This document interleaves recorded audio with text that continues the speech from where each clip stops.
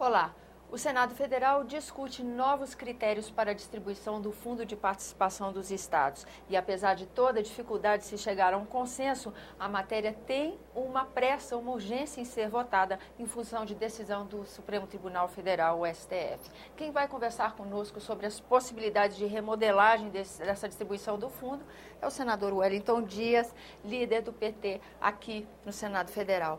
Obrigada pela sua presença, senador. É um consenso difícil, né? O senhor acha que essa matéria chega a plenário mais espremida pelo tempo do que exatamente por um consenso? É fato. Aqui nós temos uma situação em que o Supremo deu um prazo de 12 meses que terminou em dezembro do ano passado.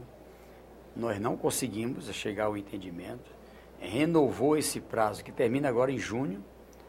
E temos até junho para votar. Votar no Senado, ir para a Câmara. Se tiver alteração na Câmara, votar novamente no Senado. E a gente já viu pelos royalties que quando se fala em distribuição de recurso, os ânimos ficam acirrados. É verdade. Né? Então, veja só, para você compreender aqui.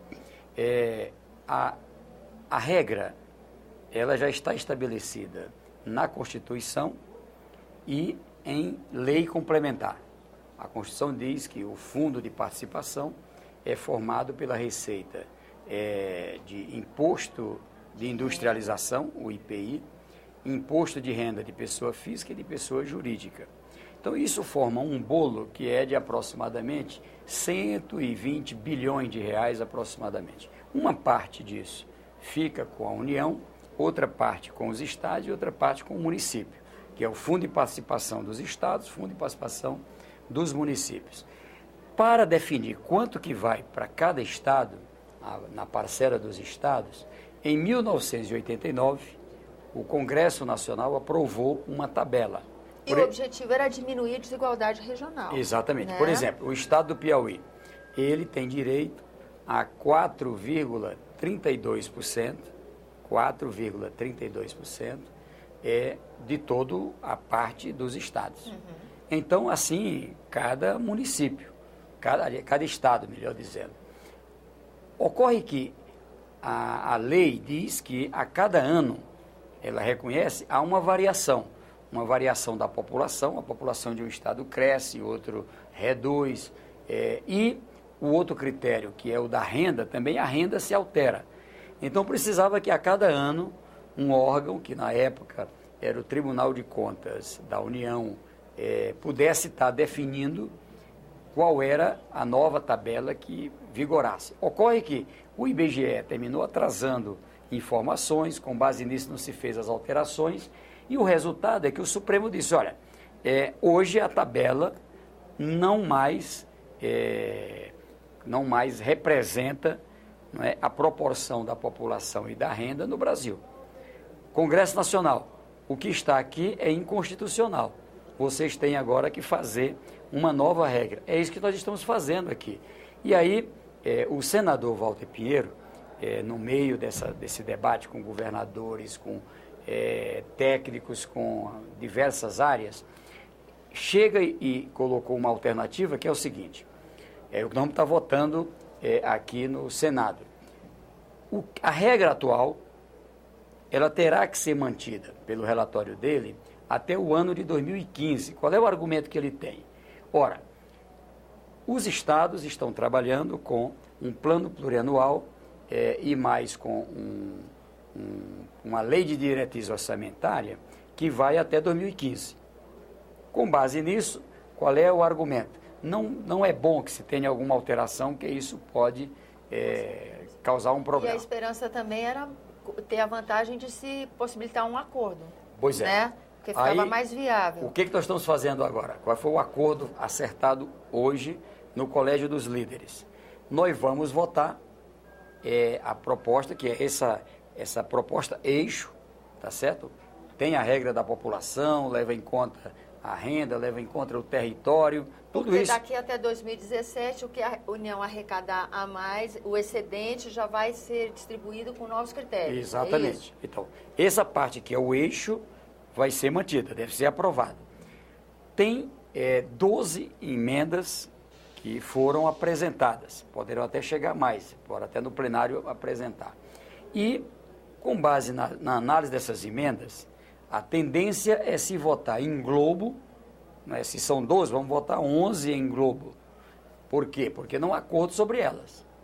E uma delas, que foi levantada pelo senador Agripino Maia, é aquela que divide a casa, porque diz assim, o critério deve considerar a renda domiciliar, que é o que o senador Walter Pinheiro está propondo, e ele está propondo a renda, deve ser considerada o PIB, o Produto Interno Bruto per capita, ou seja, toda a riqueza per capita. O que é que muda isso?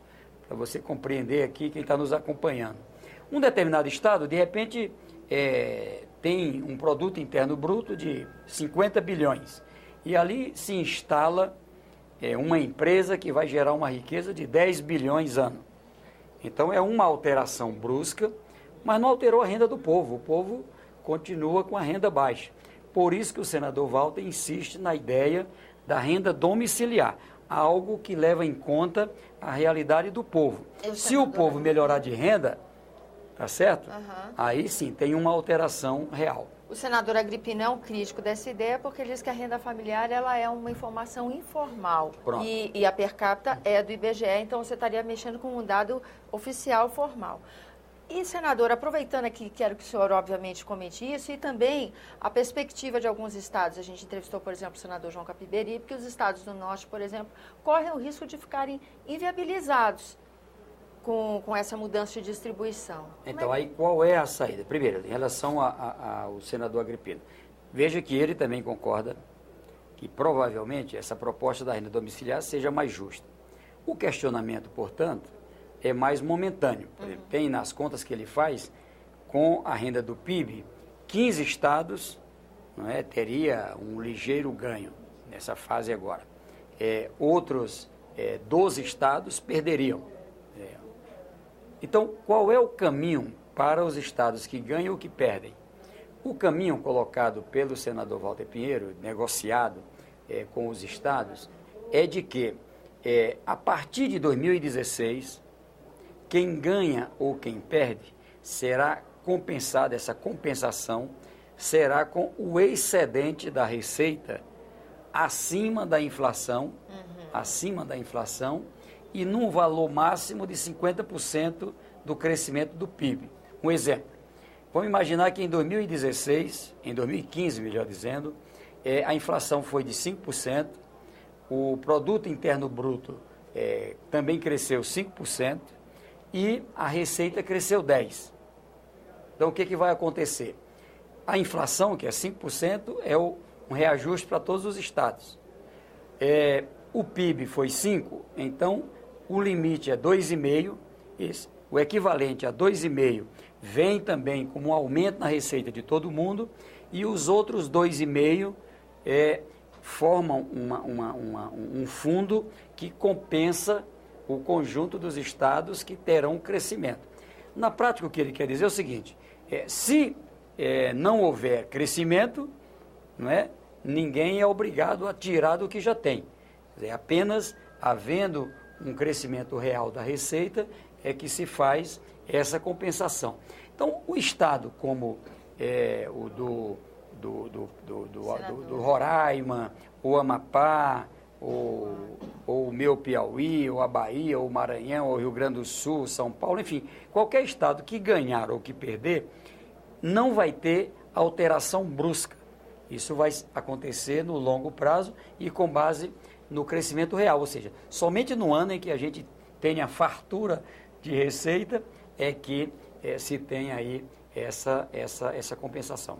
Bom, vamos ver o que acontece daqui para frente, porque qualquer decisão tomada no Senado, todas as questões decididas aqui ainda vão ser suscitadas novamente na Câmara. O que eu quero dizer é que a gente tenha uma proposta que dê segurança e particularmente, e eu acho que esse é talvez o único consenso que tem aqui no Congresso, é melhor a gente fazer uma definição pelo parlamento, com esse diálogo com os governadores, do que lá no Supremo, que ninguém sabe como é que vai ser, o que vai sair de lá. Suspenso, como já prometeu o STF. Senador, muito obrigada pela sua presença aqui no nosso programa, e a você que nos acompanha, obrigada pela atenção.